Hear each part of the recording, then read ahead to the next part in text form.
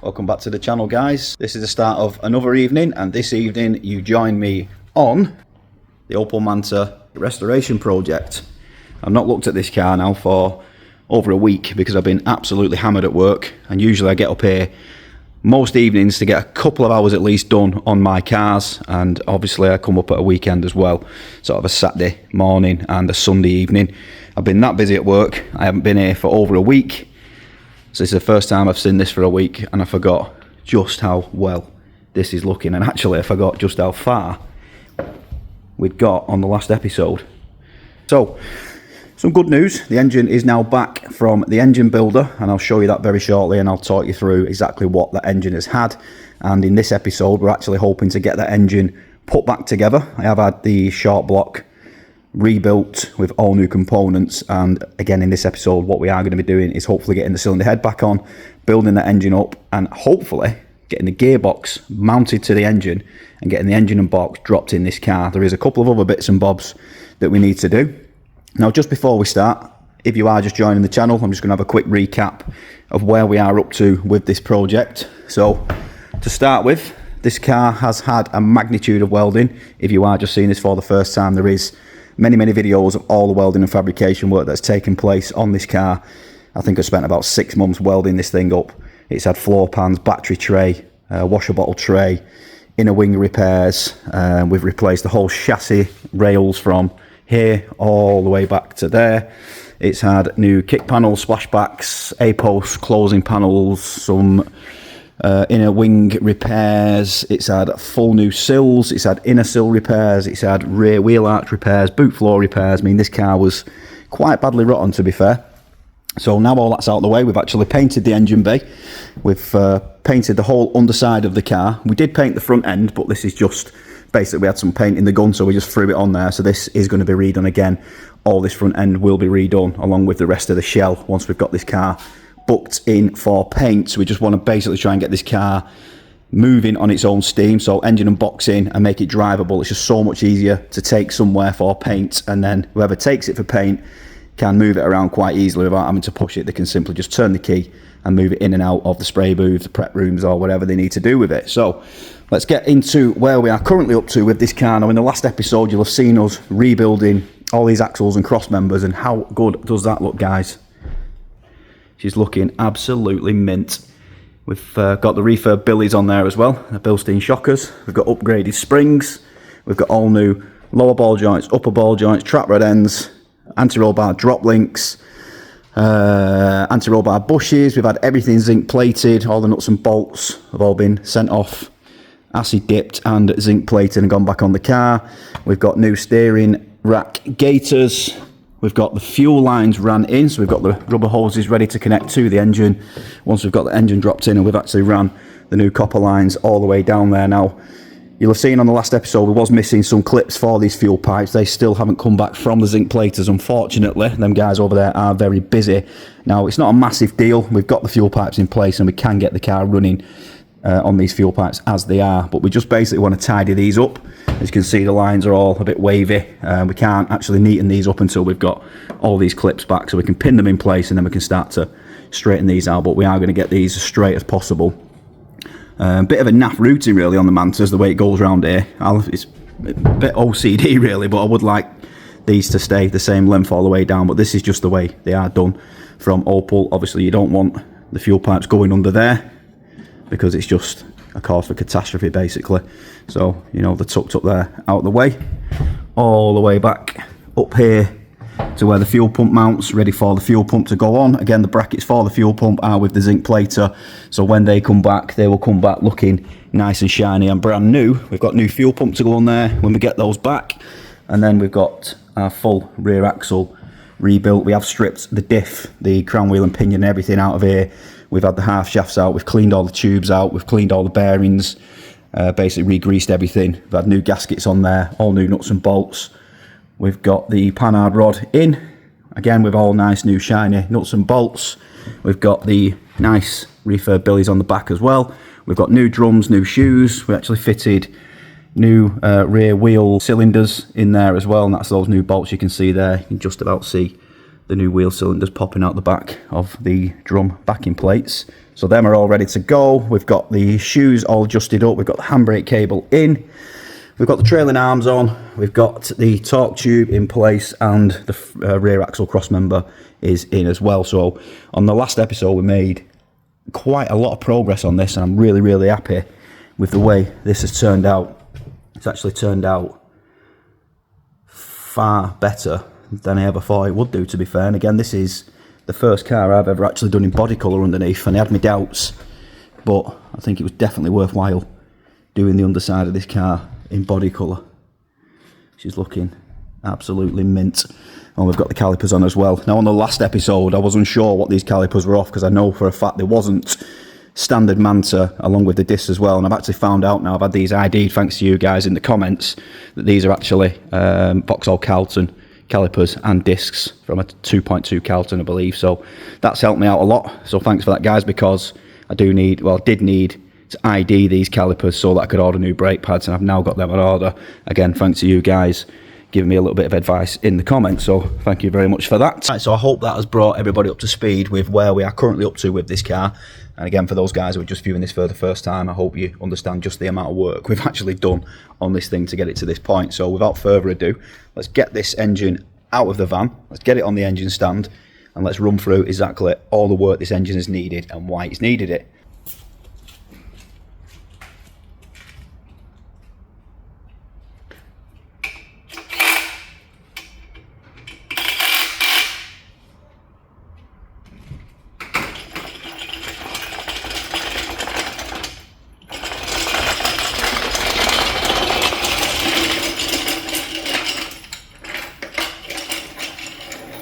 Right, so here we have our 2-litre Cammin head engine back from the engine builder. You'll see there it's had new pistons, all 4. It's been bored out to a 0.5mm overbore, or an oversized piston. And the reason for that was because we had some grooves and some gouging in the bores originally. So they bored this out and they put some slightly oversized pistons in there, along with new rings. The top of the head has been slightly resurfaced. Very, very light skim on the top of that head, just to get that mating surface nice and clean. So I'll roll it over. As you can see, the block has also been completely stripped down to bare metal, primed, painted and lacquered. That is on a previous episode when we did that. If I roll it over for you, you'll see in the bottom there as well, we've had the crank has been out, the crank's been repolished, it's been balanced. You can clearly see there the new pistons through the bottom as well. It's got new mains and new shells, and it's all been torqued to spec. So there's a little bit of cleaning up needed on these mating surfaces here, but it doesn't look too bad. We'll give that a little bit of a scuffing up. We've got a full new gasket set over there. Before I get the sump on, I actually need to put the front timing cover on. I've just painted that. I'll show you that very, very shortly. We've got some goodies back from the paint shop as well, which I'll go through with you very soon also. So I'm going to roll this back the right way around. Hopefully now our timing cover is dry. And the first thing we need to do is get the timing cover on here with all the new gaskets, and then we can drop the head on top once that timing cover is on. That needs to go on first, then we can drop our head on, obviously with all the new gaskets. So let's get that done.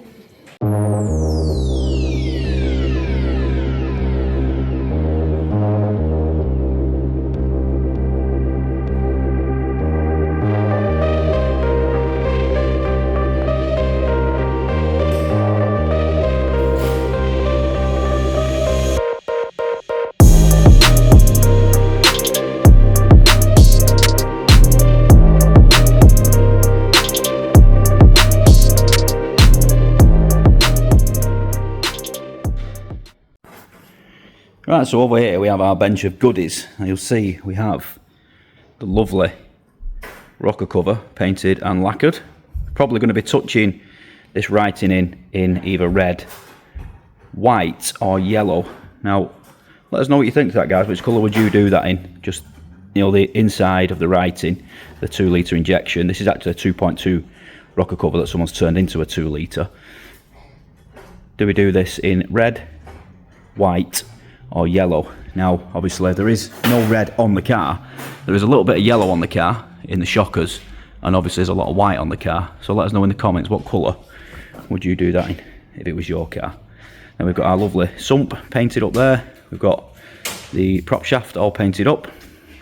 There's our front timing cover, as I was mentioning earlier. And we have our inlet manifold painted as well. At the back there, we've got the alternator, starter motor, throttle body. There's still a couple more bits to do. The alternator bracket needs doing, and these are pretty much all knackered. This is the thermostat housing, which is quite corroded, so I do need to try and dig one of those out and get one of them painted up as well.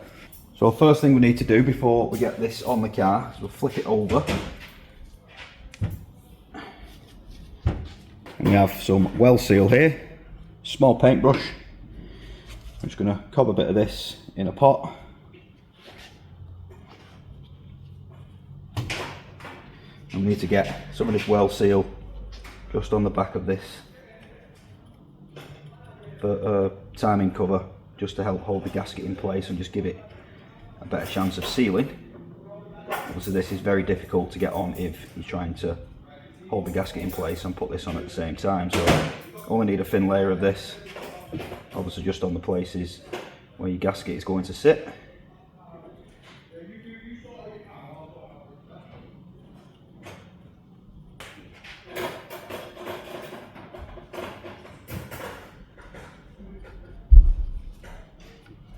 Give that a minute or so just to tack off, and then we'll place our gasket on top of that just to help it stick to that timing cover.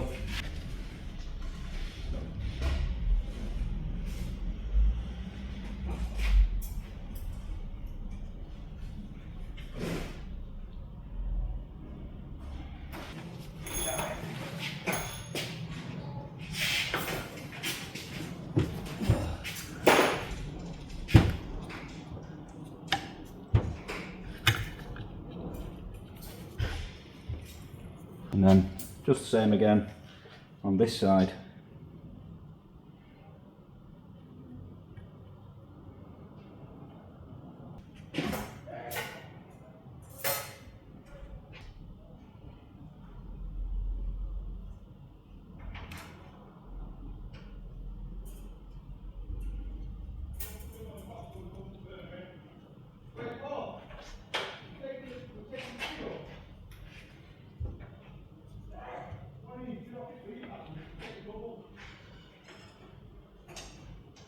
Stick that one on now, like so. So the next thing we need to do now, while that gasket is setting, or the gasket seal is setting on that timing cover, we now need to actually get our timing chain and top cam pulley on here. Now, as you can see at the moment, there's nothing to hold that into place to stop this dropping down. Obviously, once the timing cover's on, you can't get this chain onto the crank sprocket. So what you should have is one of these, which is a little shelf which holds that top cam pulley into position, and also the notches on here to time that cam pulley up as well. So first thing we've got to do is pop this back on.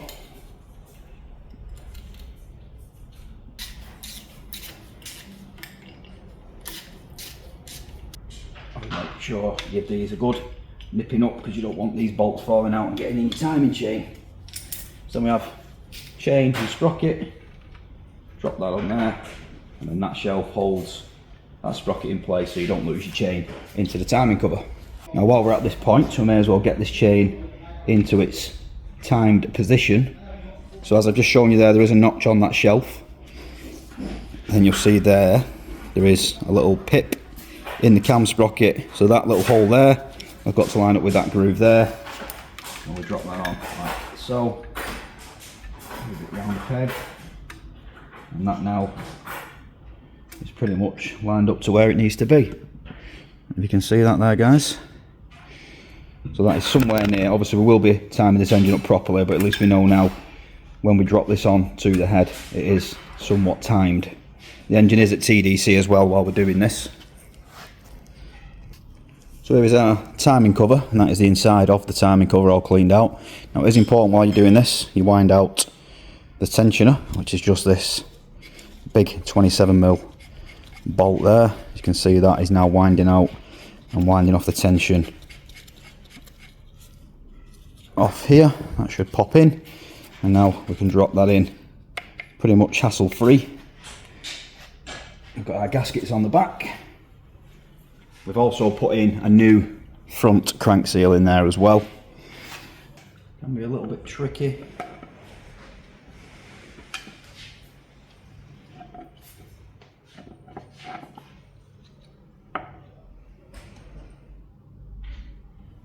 And the dowel. Now nicely lined up.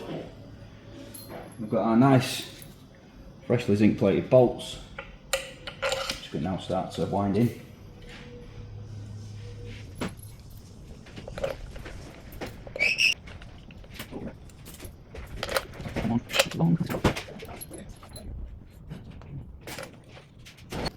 Right, so I'm just going to run these bolts in with the little 3/8 gun. I'm not going to obviously tighten them up, just literally take the thread up, and then we're going to get the torque wrench on these and nip them up to spec.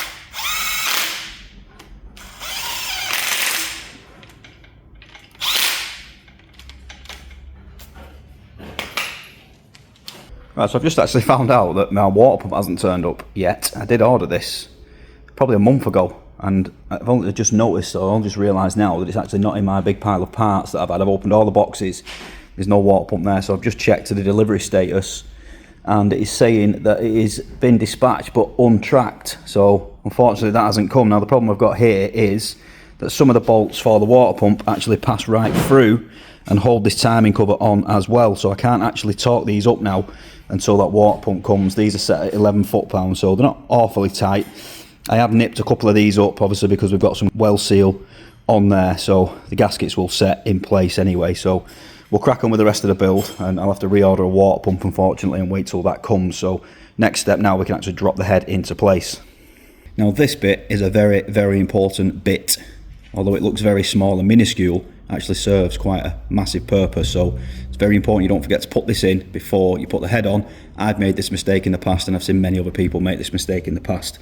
This little O-ring actually sits in the top of there, on top of the timing cover, and that sandwiches between the timing cover and the cylinder head, and without that in, you're going to have oil and water mixing together, which is very, very bad. Right, let's get this head gasket in place and then get the head on. Again, what I'm going to do here, I'm just going to go around this with a little bit of well seal just to help this head gasket stick into place and give it the best possible chance of sealing. Some people will probably say don't need to do that, other people swear by it, so I've got it, I may as well use it, and I know that that is a good solid seal, so that's what I'm going to do. There we go, bit of K-seal on the head surface. Well seal even, I don't know why I keep calling it K-seal. Well seal, because it seals really well.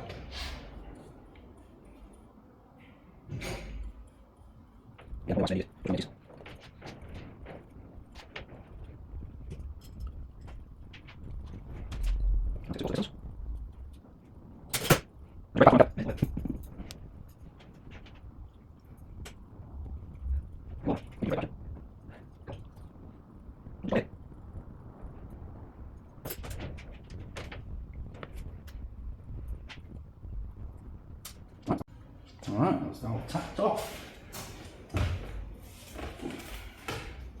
Now quite quickly, drop this into place, make sure it fits around our O-ring, make sure all the holes are lined up best they can.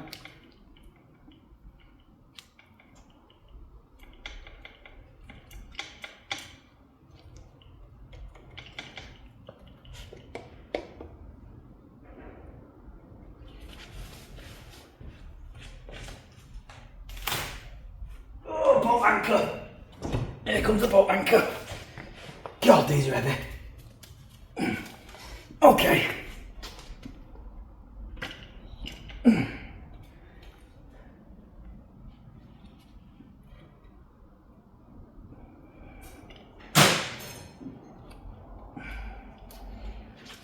Right, head bolts. There we have our new head bolts. I can get them out of the box.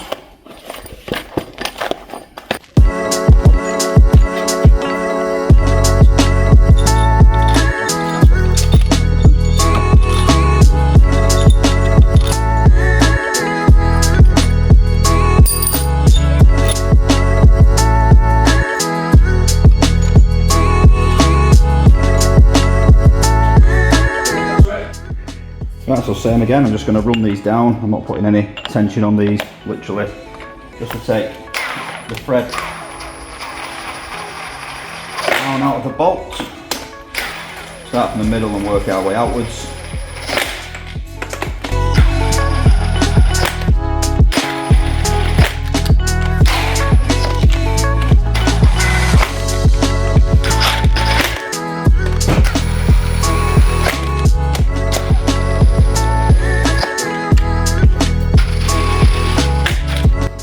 That's it, now they're ready to be torqued up. Now we have these two little ones, just drop in the front of there, just pull the head down into the timing cover.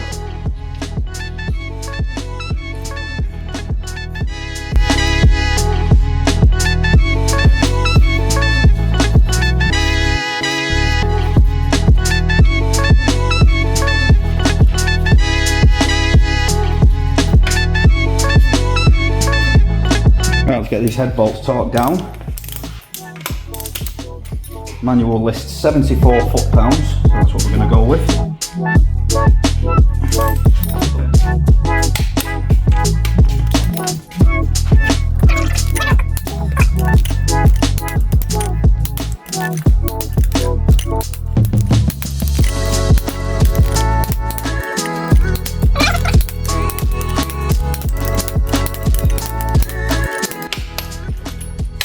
Alright, got the oil level razor in this as well. Yeah. I'll just nip these two front ones up now. Those are good. You want the torque setting for them? Yes, please. Right, so as our head torque down, I'm just going to make sure that this cam pulley is now in the right spot. So look for our notch. And there.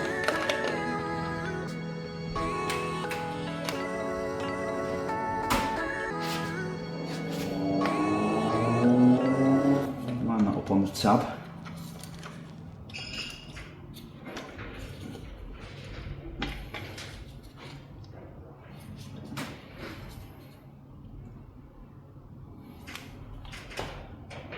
That looks spot on to me. And hopefully we drop this bottom crank pulley on into the keyway.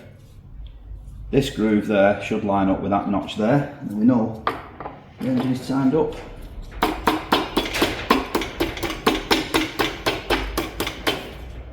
Perfect. So there we see we have these two lined up bang on. I'll see if I can show you down here. I'm not sure if you'll be able to see that. Just about see that groove down there is lined up. So we have Kev here flaring the brake pipe ends again, and he's just put a nice flare on this end. OP2. OP2, lovely OP2 flare. Great. And what did you forget to do, Kevin? Everything I always forget to do. What the get ends on! Chop it off, start again. Right, these are the bolts for the cam sprocket. Let's pop these in.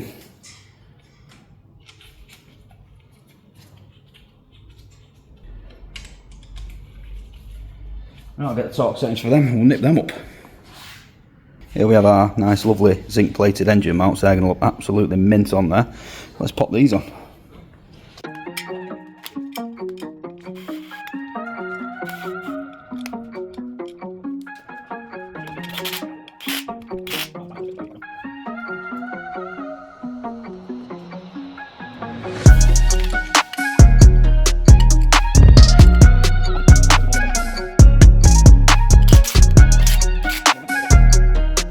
I'm going to pop this in the front of the cam. This is what takes out the end float from the cam. I'm going to pop this in for now. Now this actually bottoms out against that little plastic nib in the end of the cam. And you do need to tweak these just to make sure you've got that correct, the tolerance correct in there. You just have to basically tap this to the right spot with a hammer until you get it to fit correctly, just to stop the cam moving backwards and forwards basically.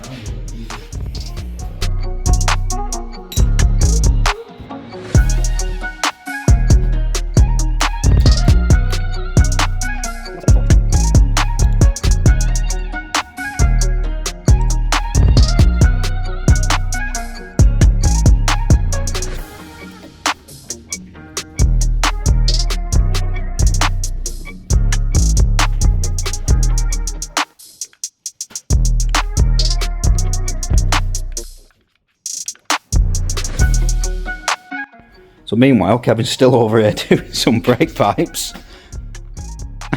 I've already remade that one once because I bent it to size and then I flared it, but I forgot to put my end on.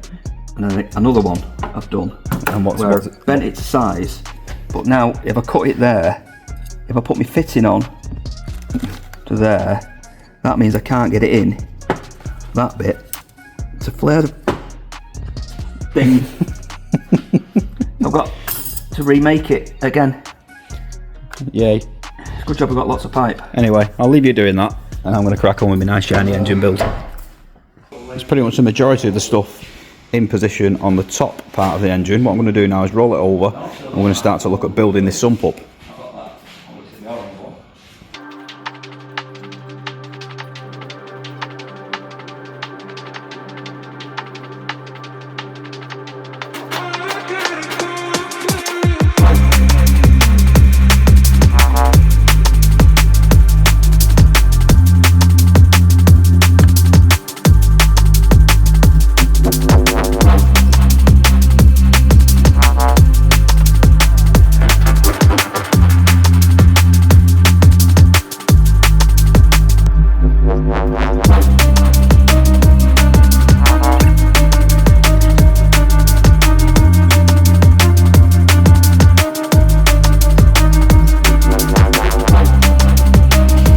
These are the oil pump gears, pre-lubed these, slap them in a load of oil, drop that one there, just like that, drop that one in there, just like that, and I'll get the base plate fitted on top of there. Now when you fit these can actually go the wrong way around, so it's important that you put them with the big nut facing backwards, because if you put it on going that way around, the oil pressure will go through the roof and probably blow either the seal out of your oil filter or just below the oil filter completely off the bottom of the engine, and I have made that mistake before as well.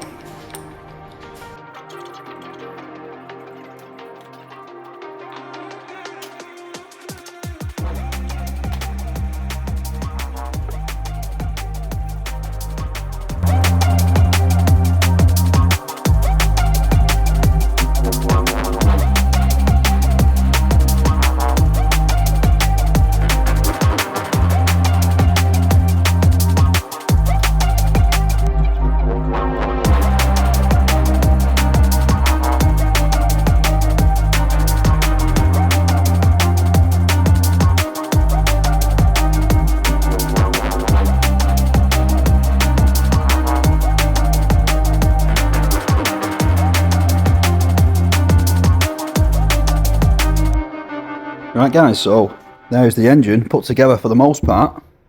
It's looking really, really nice. That rocker cover looks absolutely mint. I put the inlet manifold on, just bolted it on, just so I can start building this up. I've got to put the springs and stuff on here for the throttle cable to go on. I've still got to put my throttle position sensor on here as well, and there's a bracket that I need to put on this side also. I have just dusted some paint over the injector base plates. I've got some new seals to put in those as well. Timing covers all on. As I explained earlier, unfortunately the water pump hasn't arrived yet, so I can't put that on just yet. I've left this crank pulley loose because this actually needs to come back off to get these bolts in the bottom of the water pump, so that will have to come back off, but I just put it on just to make sure that the timing all lined up. That's all timed up and good to go now. I've banged some new spark plugs in there as well. All the sumps on, and she's looking very, very nice indeed. Now we've got our gearbox over here, which has all been painted up. I have got a new mount to go on the bottom of this box as well, so that old mount will be coming off. This is looking very, very nice. Tom's done a lovely job of painting this up for us. Got the gear selector, the gear shifter there as well. I've got all the bits down there ready to build the alternator back up. Now I've just been in the container, I've dug the exhaust out for this car. Now this is the original exhaust, and this is actually an Ermshire exhaust. It does look a little bit scabby, but there is actually life left in this. Now most of this is stainless steel, but some sections are not stainless steel. However, these will clean up in a bit of high temperature paint on the bits that aren't stainless steel. The bits that are stainless steel I'll clean up, and obviously these will have new clamps and everything as well. So I'm going to put that original exhaust back on the car, because again, it is the original Ermshire exhaust that came on the car from factory, so it just seems right to put that back on, and obviously saves a bit of cost as well. I've dug out a bare hub, which needs cleaning up. I'll probably shot blast this, take the bearings out. I've got new bearings to go in there, because if you look at this hub over here, someone's been beating the living hell out of this with a hammer.